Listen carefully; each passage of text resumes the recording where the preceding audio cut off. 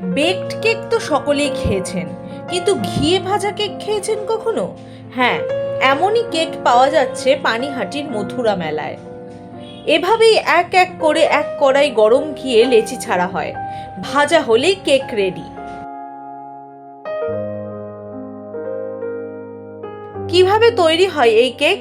ময়দার মধ্যে দুধ, চিনি, কাজু, কিশমিশ, চেরি ও মধু মেখে লেচি তৈরি করা হয়। তারপরে এই লেচি ছাড়া হয় গরম ঘিয়ে।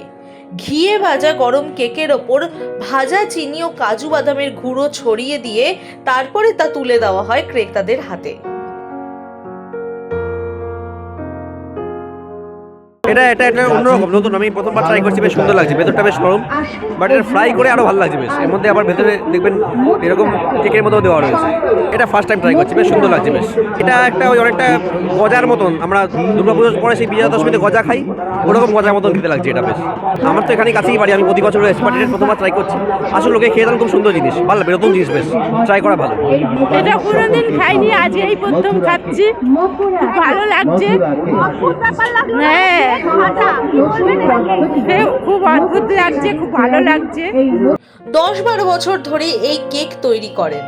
এই ভাজা কেকের নাম মথুরা কেক। এই মেলাটা দীর্ঘ 12 বছর ধরে। মথুরা কেক দুধ, চিনি, ঘি, কাজু, কিশমিশ, ময়দা, চিনি এসব দিয়ে মাখিয়ে তারপর ভাজা হচ্ছে। পানিহাটির মেলায় আসা অনেকেই এই কেক খেয়ে মুগ্ধ। অভিনব এই ভাজা কেক খেতে অনেকেই মেলায় ভিড় করছেন। ব্যারাকপুর থেকে প্রতীতি ঘোষের রিপোর্ট, দ্য ওয়াল।